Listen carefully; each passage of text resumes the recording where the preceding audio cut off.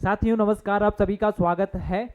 अब हम पिछले पार्ट से थोड़ा सा और आगे बढ़ते हुए चलेंगे। अब पिछले पार्ट की ही चीज़ों को कंटिन्यू करते हुए छोटा सा लेक्चर होने वाला है, बस 4-5 मिनट का, उसी को समराइज करते हुए हम आगे बढ़ने वाले हैं। तो देखिए साथियों, हमने देखा था ताम्रकालीन उपकरण हमने देखे थे। सबसे पहले मैंने बताया था आपको कि 1986 में हल्द्वानी और अल्मोड़ा में ताम्र संस्कृति का पहला आपको साक्ष्य देखने को मिलता है ना। तो 1986 में सबसे पहले हमको ताम्र संस्कृति का साक्ष्य देखने को मिलता है, मैंने कहा था। और ये सबसे पहले हल्द्वानी से ज़्यादा इंपॉर्टेंट है हमारे लिए अल्मोड़ा। तो 1986 में अल्मोड़ा में सबसे पहले ताम्र संस्कृति का पहला साक्ष्य देखने को मिला, हमने ये पढ़ा था। उसके बाद हमने पढ़ा था 1989 में बनकोट पिथौरागढ़ में हमको 8 ताम्र के मानव उपकरण देखने को मिलते हैं, है ना, जो राष्ट्रीय संग्रहालय अल्मोड़ा में सुरक्षित है। उसके बाद हमने देखा 1999 में नैनी पातल में हमको मानव की 5 दुर्लभ ताम्र आकृतियां देखने को मिली। उसके बाद साथियों हमने देखा था करंट का कि जुलाई 2025 में भीमताल मेहरा गांव में 3,500 साल पुराने तांबे की मानव आकृतियां मिली हैं। मैंने बताया था कुछ इस प्रकार से ये दिखने वाली मानव आकृति, कुछ इस प्रकार से मानव के जैसे दिखने वाली ये आकृति तांबे की मानव आकृति थी, और ये हमें मिली भीमताल मेहरा गांव से। और डॉक्टर यशोधर मटपाल सर ने कहा कि देखो भाई, इसका जो टाइम पीरियड है ये कितना है, 3,500 साल पुरानी है। 3,500 साल पुरानी है, इसका मतलब कब की है, 2000 आज के जोड़ लो और 1500, तो 1500 बीसी के लगभग की है। कब की है भाई, लगभग 1500 बीसी की है। 1500 बीसी की है। अच्छा, और ये किसके समय की है, तो कहा सर ने कि ये उत्तर हड़प्पा कालीन है। ठीक है, तो सिंधु घाटी, सॉरी है ना, हड़प्पा कालीन है, उत्तर सिंधु काल के, मतलब सिंधु काल का जो लास्ट का पीरियड है, समापन वाला पीरियड, उस समय की है ये, है ना। तो कुछ इस प्रकार से ये करंट अफेयर के लिए मोस्ट इंपॉर्टेंट हो सकता है हमारे लिए। उसके साथ साथ हम आगे बढ़ते हुए चलते हैं। ये देखिए इनका यूज क्यों होता था, तो मैंने पिछले लेक्चर में आपको वहां पे छोड़ा था, वहीं से आगे बढ़ा रहा हूं कि इसका यूज क्यों होता था। तो इसका प्रयोजन था, हो सकता है कि ये पहले उपकरण के लिए यूज होते होंगे, तो इनका प्रयोजन केवल हो सकता है कि ना केवल उपकरण के लिए बल्कि एक विशिष्ट आयुध का मतलब हथियार, आयुध का मतलब होता है साथियों हथियार। तो हो सकता है कि इसका यूज पहले क्यों किया जाता होगा, हथियार के लिए। मतलब ये कुछ इस प्रकार का स्ट्रक्चर समझ लो, जरा सा समझो, जरा देखो ऐसा कुछ रहा होगा ये। ठीक है, तो ये तीर जैसा भी तो लग रहा है, अगर ये देखो ऐसा कुछ रहा होगा तो ये तीर जैसा भी तो लग रहा है ना, तीर जैसा हो सकता है, इसका शार्प नोक रहा हो, तो जैसे मतलब बर्छा टाइप का किसी जानवर के अंदर घुसाओ तो वो भारी ना आए, तो हो सकता है हथियार के रूप में इसका यूज रहा होगा, है ना, न केवल इंसान के लिए बल्कि हथियार के रूप में यूज रहा हो। दूसरी चीज, व्यापारिक संपर्क के लिए इसका यूज हो सकता है। अजय रावत जी लिखते हैं कि हो सकता है कि ऊपरी गंगा घाटी में ताम्र संचय संस्कृति के बीच घनिष्ठ व्यापारिक संबंध रहे हों, तो उसके लिए यह प्रमाण के तौर पर रहा हो, तो व्यापारिक संबंधों को दिखाने के लिए रहा हो। या फिर गढ़वाल में और अन्य जगह पे इसका यूज किस लिए होता था, मानव के रिप्रेजेंटेशन के रूप में होता था, या होता था धार्मिक रूप से। अलग अलग प्रयोग से इसका यूज होता था, है ना, तो अलग अलग प्रयोग से इसका प्रयोजन होता था, है ना। तो यहाँ का कहाँ से खनन आपूर्ति मिली है इसकी, गढ़वाल कुमाऊं के पोखरी आपको पता है चमोली में है। कहाँ पे है पोखरी, चमोली में है। तो चमोली से, धनपुर डोबरी से और अस्कोट की खदानों से तांबे का खनन होता था। और यह कार्य प्राचीन में किस जाति के द्वारा किया जाता था, मोस्ट इंपॉर्टेंट है हमारे लिए। तांबे का जो खदान का काम किया जाता था वो किया जाता था आगरी जनजाति के द्वारा। तो जो भी रीजन रहा हो, चाहे वो धार्मिक रूप से रहा हो, चाहे वो आयुध निर्माण के लिए रहा हो, चाहे वो मानव को दिखाने के लिए हो, उसको श्रद्धा के लिए, है ना, जिस रूप में भी रहा हो, लेकिन इसका यूज क्योंकि हमको पता नहीं है ना, हम खाली अनुमान लगा सकते हैं, है ना। तो अनुमान लगा सकते हैं, हमको कोई बताएगा तो नहीं कि भाई ये इस यूज के लिए था। तो जो भी प्रयोजन रहा हो, लेकिन सिंपल सी बात है, इसका जो तांबे का खदान वगैरह का काम करता था वो कौन करती थी, आगरी जाति के लोग करते थे। ठीक है, तो इस प्रकार से जो भी रीजन है, इन सब के साथ हम ताम्र संस्कृति को छोड़ते हुए अब आगे बढ़ रहे हैं चित्रित धूसर मृद भांड और लोहा युग में। उत्तराखंड में चित्रित धूसर मृद भांड और लोहा युग के बारे में देखेंगे। मैं आपको फोटो के माध्यम से दिखाऊंगा, रटाऊंगा नहीं, बस समझना है आपको, बस आसानी से आपको क्या करना है, समझना है, बाकी सारी चीजें इजी हैं। देखो क्या दिख रहा है, मटका कैसे कलर का, ग्रे कलर का। क्या दिख रही है उस पर, लाइन्स दिख रही है, कैसे कलर की, ब्लैक कलर की। कैसी दिख रही है, एक वर्टिकल और एक हॉरिजेंटल। बस याद हो गया आपको, इतना ही है। तो लोह युग और फिर महाभारत काल के बाद का ये जो प्रमाण है, लगभग माना जाता है चित्रित धूसर मृद भांड, ये मिले हैं। देखो एक स्थान है अलकनंदा घाटी में थापली, और थापली है श्रीनगर पौड़ी में।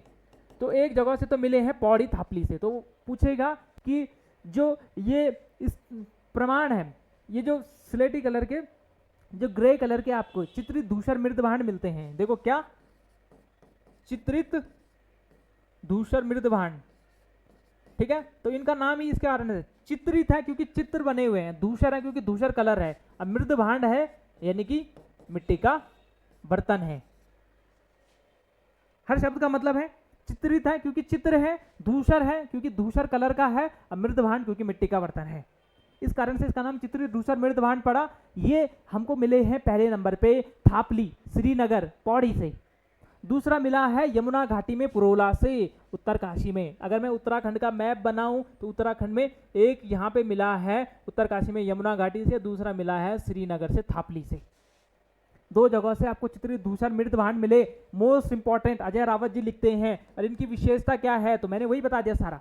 भूरा रंग जो है धूसर रंग के बर्तन है, ठीक है, और उस पे काले रंग का प्रयोग हुआ है, दिख रहा है कैसा है, क्षैतिज और ऊर्ध्वाधर,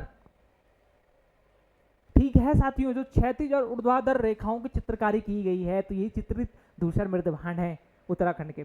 शायद ऐसे एग्जैक्ट ना रहें, लेकिन इसका रिप्रेजेंटेशन लगभग ऐसा है, ठीक है। चित्रित धूसर मृद भांड और ऐतिहासिक जुड़ाव रहा है। इतिहासकार बीबी लाल के अनुसार यह संस्कृति महाभारत काल से जुड़ी हुई थी। चित्रित धूसर मृद भांड की संस्कृति किससे जुड़ी हुई है, महाभारत काल के साथ जुड़ी हुई है, ऐसा कहना है बीबी लाल का, ठीक है साथियों। अच्छा, इसके बाद अतिरिक्त हमें और एक्स्ट्रा साक्ष्य क्या मिलते हैं, यहाँ पे लोह युग के प्रचलन के साथ साथ घोड़े के अवशेष भी देखने को मिलते हैं। तो किसके अवशेष देखने को मिलते हैं, घोड़े के। तो लोह और घोड़े दोनों को अवशेष देखने को मिलते हैं इस चित्रित धूसर मृद भांड संस्कृति के समय के, ठीक है। तो किसने कहा है, लाल सर ने कहा है। कौन से, क्या नाम है इनका, बीबी लाल सर। तो इनके अनुसार यह महाभारत से जुड़ी हुई संस्कृति है। चित्रित धूसर मृद भांड इस प्रकार के मृद भांड हैं जिसमें ग्रे कलर का पोट्री होती है, उसके ऊपर ब्लैक कलर से बना हुआ है, धूसर कलर की पोट्री है ना, और इसके ऊपर इस प्रकार से ऊर्ध्वाधर और क्षैतिज रेखाएं बनी हुई है, ठीक है। दो जगह से मिली हैं, मैंने क्या बताया आपको, एक मिली है पौड़ी से और एक मिली है यमुना घाटी से, ठीक है। इतना क्लियर है, इतना क्लियर है तो फिर आगे बढ़ते हैं। तो इस प्रकार से हमने देखा। अच्छा, उसके अलावा अन्य प्रमुख पुरातत्व साक्ष्य आपको किस किस स्थान से देखने को मिलते हैं, यानी कि आर्कियोलॉजिकल साइट आपको और कौन कौन सी हैं, तो उसके बारे में जरा देखते हुए चले मित्रों। देखिए मोर ध्वज, मोर ध्वज किसका वर्तमान नाम है, कोटद्वार का, है कि नहीं है, अरे हाँ ना, कोटद्वार 1887 में एम मरखम के द्वारा यहाँ पर उत्खनन का कार्य किया गया है ना। कुछ उत्खनन वाले क्षेत्र हमको देखने को मिलते हैं कोटद्वार में, किया गया किसके द्वारा, मरखम के द्वारा। बाड़ वाला ये देहरादून के निकट जगतग्राम में है ना। तो बाड़ा वाला यज्ञ वेदिका, तो यहाँ पे अश्वमेघ यज्ञों के पुरातात्विक प्रमाण देखने को मिलते हैं। कितने, 4 अश्वमेघ यज्ञ हुए थे, उसके पुरातात्विक प्रमाण देखने को मिलते हैं डॉक्टर अजय रावत और BS नेगी के अनुसार। और गुप्तकालीन राजा, यहाँ पे शिव भवानी का स्पष्ट उल्लेख मिलता है, ठीक है। तो इस प्रकार से बाढ़ वाला यज्ञ वेदिका, मोर ध्वज। और अब देखेंगे, अब हम थोड़ा सा बहादुराबाद पे आते हैं साथियों। बहादुराबाद आपका हरिद्वार में है। ये प्री हिस्टोरिक यानी कि प्राग ऐतिहासिक ताम्र उपकरण का एक प्रमुख केंद्र था, जहाँ पे चूड़ियां और कड़े प्राप्त हुए हैं। कुछ विद्वान इसे स्कंदित कुठार मानते हैं, कुछ लोग इसे क्या मानते हैं, कुठार टाइप की, कुल्हाड़ी टाइप की मानते हैं, है ना, जो भी है। लेकिन चलो, मैंने क्या बताया, बहादुराबाद हरिद्वार से मिलते हैं। और कुछ मिलते हैं मंदिरों का कुछ अध्ययन देखने को मिलता है 1919-20 में, जब हम हड़प्पा सभ्यता में खुदाई करने वाले थे। उसी के पहले की बात है। दयाराम साहनी द्वारा, हड़प्पा के खोजकर्ता द्वारा राज्य के प्राचीन मंदिरों का विस्तृत अध्ययन किया गया, है ना। और फिर इसके बारे में बताया गया कि किस किस वर्गीकरण में है, किस प्रकार से मंदिरों का साक्ष्य इतिहास रहा हमारा, ठीक है। तो दयाराम साहनी वही हैं जिन्होंने हड़प्पा की खोज की थी, आपको पता होगा, है ना। तो इन्होंने ही हड़प्पा की खोज की साथियों। तो मैंने आपको 2-3 चीजें बताई, मैं आपको समराइज करवा रहा हूं कि मैंने आपको क्या क्या बताया, ठीक है। चलो देखो जरा, जरा ध्यान से देखते हुए चलें। मैंने कहा कि ताम्र उपकरण सबसे पहले उत्तराखंड में कहाँ मिले, 1986 में मिले, अल्मोड़ा में मिले। उसके बाद मैंने आपको बताया 1989 में कहाँ मिले, बनकोट पिथौरागढ़ में मिले, है ना। देखिए मैप में एग्जैक्ट रिप्रेजेंटेशन हो सकता है कि ऐसा ना दिखता हो, पिथौरागढ़ यहाँ पे ना हो बनकोट में, लेकिन मोटा मोटे तौर पे, है ना। ये अल्मोड़ा यहाँ पे होना चाहिए था, थोड़ा सा इसको थोड़ा सा ध्यान दें। तो अल्मोड़ा में सबसे पहले ताम्र संस्कृत का पहला उपकरण मिला। उसके बाद 89 में बनकोट पिथौरागढ़ से मिले 8 तांबे की मानव आकृतियां मिली, है ना। उसके बाद 1999 में नैनी पातल से मिले, ठीक है, 5 दुर्लभ तांबे की मानव आकृतियां। और पिछले साल ही लेटेस्ट 2025 में जुलाई में यशोधर मटपाल सर ने खोजे, मतलब उनको दिए गए मेहरा गांव भीमताल के लोगों ने। हमने इतना पढ़ा, ठीक है। उसके बाद हमने चर्चा की, देखो उसके बाद हमने चर्चा की कि इनका प्रयोजन क्या रहा होगा। हो सकता है हथियार के रूप में रहा हो सकता है धार्मिक पर्पस से रहा हो सकता है इंसान को रिप्रेजेंटेशन के लिए रहा हो, जो भी रहा हो, है ना। तो बस ये ताम्र मानव आकृति हमको देखने को मिलती हैं। और विशेष रूप से इसके जो तांबे की खुदाई है, क्योंकि तांबे से तो बनेंगी आकृतियां, तो जो तांबे की खुदाई है उसका काम कौन करता था, आगरी जाति के लोग करते हैं, है ना। और इस ताम्र संचय संस्कृति के बीज आपको देखने को मिलेंगे कुमाऊं क्षेत्र में भी मिलेंगे और ऊपरी गंगा घाटी में भी देखने को मिलेंगे। रामगंगा घाटी विशेष तौर पे, रामगंगा आपको पता है, पश्चिमी रामगंगा जो कुमाऊं क्षेत्र में बहती है, उस क्षेत्र में चित्रित धूसर मृदभान देखे हमने। चित्रित धूसर मृदभान आप देखेंगे इस प्रकार से ब्लैक और हॉरिजॉन्टल और वर्टिकल आपको ब्लैक कलर की लाइन देखने को मिलेंगी। विशेष रूप से 2 जगह से मिलेंगी देखने को, एक अलकनंदा का थापली क्षेत्र श्रीनगर में, दूसरा यमुना घाटी प्रोला में देखने को मिलता है ना, ठीक है। ऐतिहासिक जुड़ा बीवी लाल का कहना है कि यह संस्कृति महाभारत काल से जुड़ी हुई थी। इतना क्लियर है। चलो इसके बाद मैंने बताया आपको मोर ध्वज आपका कोटद्वार में स्थित 1887 में मरखम के द्वारा सबसे पहले उत्खनन किया गया। बाढ़ वाला जगत गांव में आपको 4 अश्वमेध यज्ञ देखने को मिलते हैं। कई जगह पे सील वर्मन का नाम भी दिया रहता है ना। और कई जगह पे आपको देखने को मिलेगा राजा शिव भवानी का स्पष्ट उल्लेख मिलता है, गुप्तकालीन राजा थे, है ना। अच्छा, मंदिरों का अध्ययन और बहादराबाद, हरिद्वार में बहादराबाद में प्राग इतिहास काल का क्या मिलता है हमें, प्री हिस्टोरिक काल का तांबे के उपकरण मिलते हैं, चूड़ियाँ मिलती हैं, अन्य कड़े मिलते हैं। हालांकि कुछ यहाँ पे उस कुठार वगैरह के बारे में भी चर्चा करते हैं। मंदिर, हाँ, और ये मिले हैं 1951 के समय के, ठीक है साथियों, ठीक स्वतंत्रता ये संविधान लागू होने के 1 साल बाद। मंदिरों का अध्ययन दयाराम साहनी के द्वारा किया गया, है ना, उत्तराखंड में। जब वो हड़प्पा जा रहे थे तो उससे पहले, हड़प्पा कब गए वो, तो 1921 में गए। 1921 में इन्होंने हड़प्पा की खोज की, है ना। जॉन, ये देखो दयाराम साहनी, तो कब गए, 1921 में गए हड़प्पा, जॉन मार्शल के नेतृत्व में।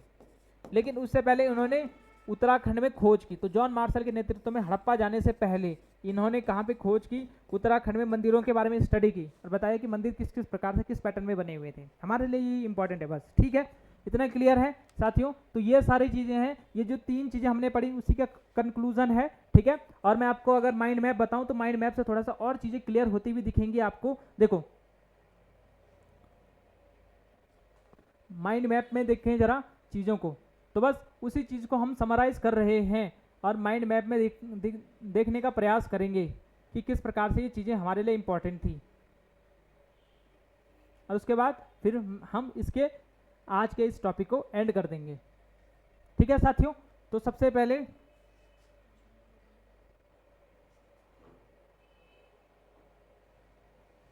ये देखिए, उत्तराखंड में हम ये जो मेगालिथिक एज है और अन्य जो एज हैं उनके बारे में देखेंगे। तो सबसे पहले इसके उत्खननकर्ता कौन है, मेगालिथिक पीरियड के बारे में देखेंगे तो 1500 बीसी से लेके 100 बीसी तक का है ना। तो इसमें कौन कौन से आर्कियोलॉजिस्ट थे, पुरातत्वविद थे। तो आपने देखा कि कारनाग थे, हेनवुड थे, यशोधर मटपाल थे, जोशी थे, खंडूड़ी थे, है ना। खंडूड़ी जी के बारे में मैंने बताया नहीं, लेकिन वो भी थे।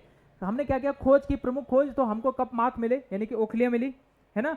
उसके अलावा हमको क्या मिले, जो सिस्ट मिले, मैनहिर मिले, बड़े बड़े पत्थर मिले। उसके बाद हमने देखा कि कुछ ब्लेड भी मिली, वो कुछ लोहे की ब्लेड भी मिली थी इस समय की, है ना। अच्छा, उसके अलावा कुछ पोट्री मिली, मिट्टी के बर्तन, मृद भांड हमने देखे, है ना। अच्छा, इसमें जो प्रमुख स्थान कौन कौन से थे, तो देवीधुरा सबसे पहले चंपावत में 1856 में खोज की गई थी। उसके बाद रामनगर में नौलाग्राम में खोज की गई थी। उसके बाद आप देखेंगे द्वारा हाट में की गई, चंद्रेश्वर मंदिर में खोज की गई थी एक, है ना। धनखल में, रानीखेत में और गोपेश्वर और नयार वैली में, है ना। आपने यशवंत सिंह कटोच का नाम सुना यहाँ पे। तो ये है, ठीक है साथियों। इसको अगर आप देखेंगे तो क्या क्या आर्टिफैक्ट्स हमें मिले, तो हमको मिले आर्टिफैक्ट का मतलब कौन कौन से सामग्री मिली, तो इंसान की तांबे की, कॉपर की आकृति मिली।